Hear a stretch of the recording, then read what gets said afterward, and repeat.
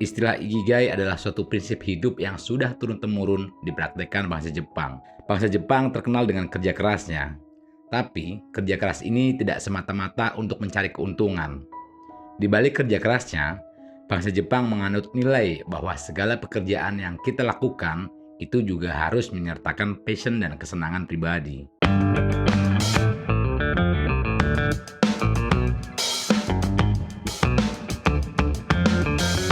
Ikigai sebetulnya tidak hanya diterapkan dalam konteks pekerjaan saja, tapi juga pada kegiatan sehari-hari, bahkan dalam bidang olahraga, seni, atau yang lainnya. Tapi khusus untuk kali ini, kita akan membahas Ikigai dalam konteks pekerjaan.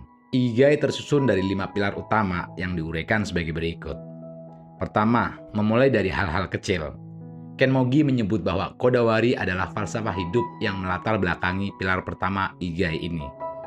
Kodawari dalam bahasa Jepang berarti etos kerja untuk mengembangkan sesuatu secara berkelanjutan dengan penuh ketekunan. Mungkin terdengar abstrak buat kita. Untuk lebih jelasnya, teman-teman bisa simak cerita yang akan saya sampaikan ini.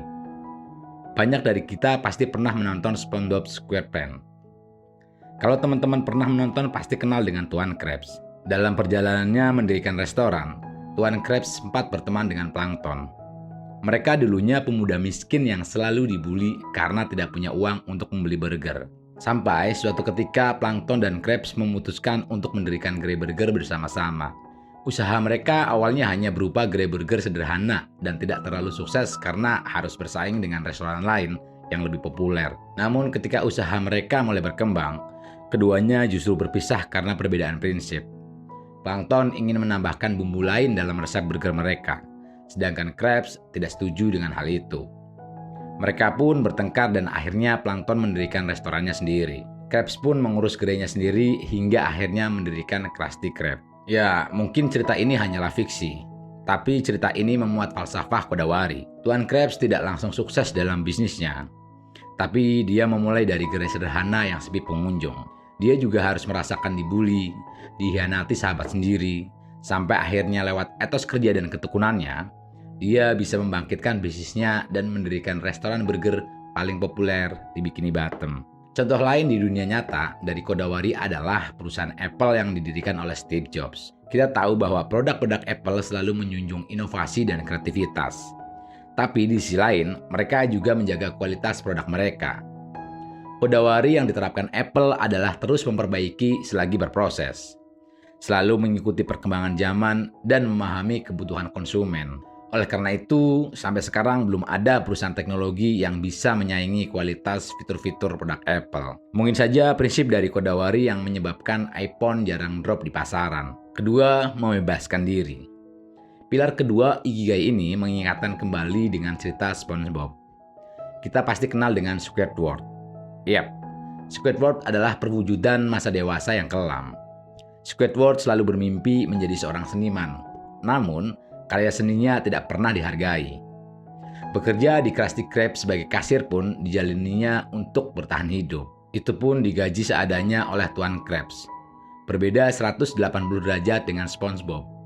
Sekalipun bekerja sebagai koki, SpongeBob masih suka bersenang-senang dengan Patrick. Contohnya meniup gelembung, menangkap ubur-ubur, atau sekedar main-main dengan kotak bekas.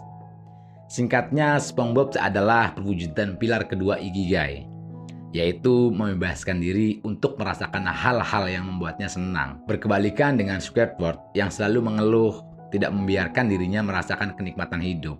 Ketiga, keselarasan dan kesinambungan. Poin ketiga ini dicontohkan dengan kartun Kung Fu Panda. Kartun ini adalah salah satu tontonan yang dapat diambil pelajaran untuk menerapkan pilar ketiga Ikigai ini.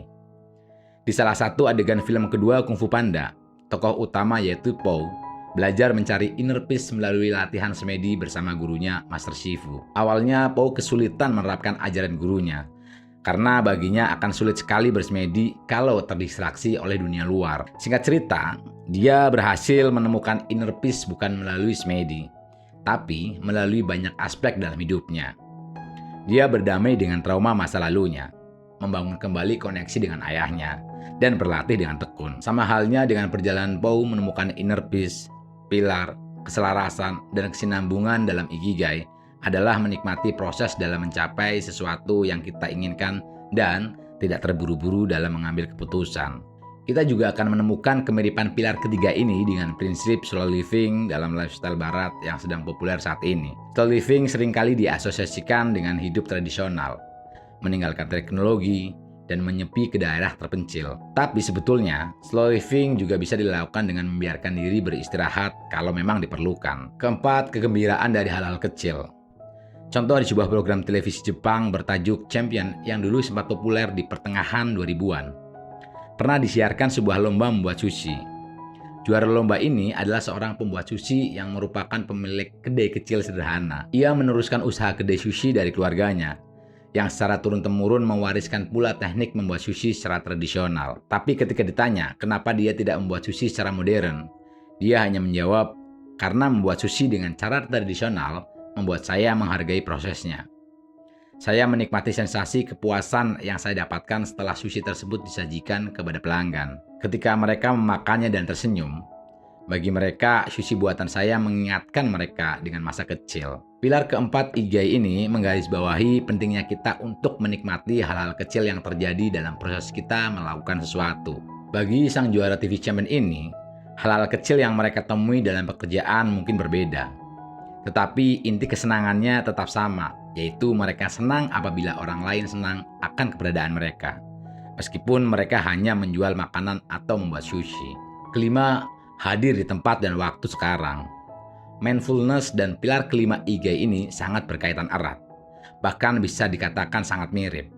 Intinya adalah melakukan pekerjaan atau kegiatan sehari-hari, usahakan kita fokus pada apa yang kita lakukan. Seringkali kasusnya adalah kalau kita sudah berasumsi duluan bahwa pekerjaan kita jelek, tidak akan dihargai orang, kita akan terpaku pada pikiran-pikiran itu dan susah fokus. Prinsip Ikigai berpatokan pada etos kerja dan ketekunan.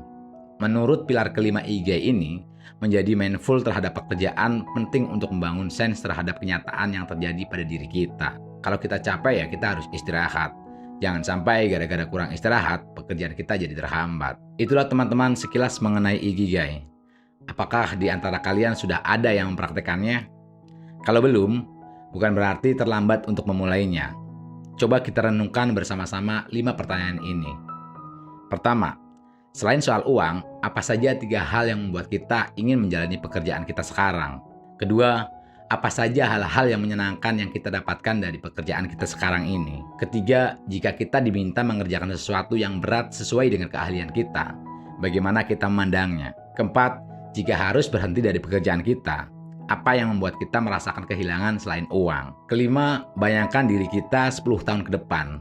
Jika kita masih akan melakukan pekerjaan yang sama, apakah kita akan tetap menyukai pekerjaan kita? Dan kenapa? Coba teman-teman jawab 5 pertanyaan tadi, lalu cocokkan dengan esensi 5 pilar Ikigai. Kalau teman-teman belum bisa menjawab seluruhnya, tidak apa-apa. Refleksikan saja diri teman-teman termasuk kegiatan sehari-hari yang butuh proses. Jadi, selamat berefleksi diri untuk mencapai Ikigai. Kalau teman-teman sudah ada yang bisa menjawab, mungkin teman-teman bisa tulis di kolom komentar. Sampai di sini video untuk kali ini, sampai ketemu lagi di video selanjutnya.